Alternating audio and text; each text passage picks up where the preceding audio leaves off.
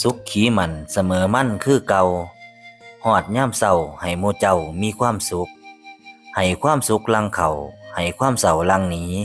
เด้อพี่น้องเด้อสบายดีพี่น้องทางฝั่งลาวแล้วก็สวัสดีพี่น้องทางฝั่งไทยเนาะครับเนาะ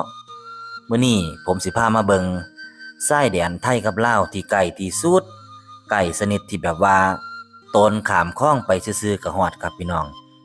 หม้องนี้หม้องที่ผมยืนอยู่นี่ก็คือฝั่งประเทศไทยบ้านเมืองแพตำบลหน้าแห้วอำเภอหน้าแห้วจังหวัดเลยส่วนฝั่งตรงข้ามนั่นก็คือประเทศลาวหม้องที่บักหำน้อยนั่นกำลังยิงขีปนาวุธข้ามมาฝั่งไทยเขาเอิ้นว่าบ้านเมืองแพแขวงไสยบุรีสปปลาวบาดนี้พี่น้องก็สิสงสัยว่ามันคือสื่อคือกันแต่ว่าอยู่กันคนละประเทศเป็นจังไดน้อบาดนี้คือมางงแท้เดี๋ยวผมสิมาเว้าสู่ฟังเนาะครับเนาะว่าเรื่องราวมันเป็นมาจังไดแต่ก่อนปีคริสตศักราช1904คันเป็นปีไทยก็คือปีพุทธศักราช2447สมัยนั้นประเทศไทยกับประเทศลาวถูกร่วมเป็นประเทศเดียวกัน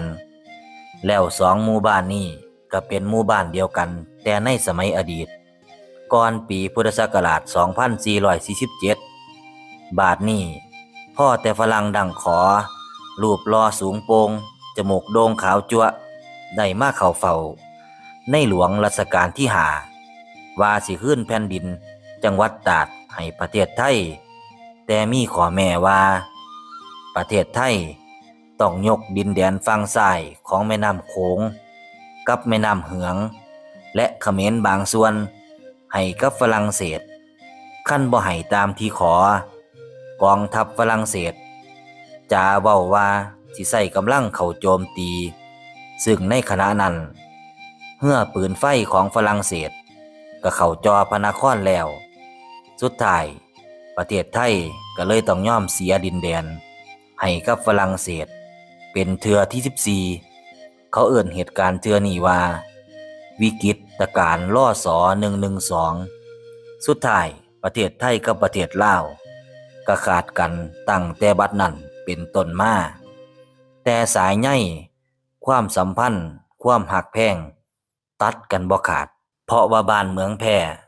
เทิงสองฝั่งนี้เพิ่นก็เป็นญาติพี่น้องกันสิข้ามไปมาหาสู่กันได้เฉพาะวันพระเท่านั้นแล้วแม่น้ำที่ทุกคนเห็นตอนนี้มันบ่ได้เป็นแม่น้ำโขง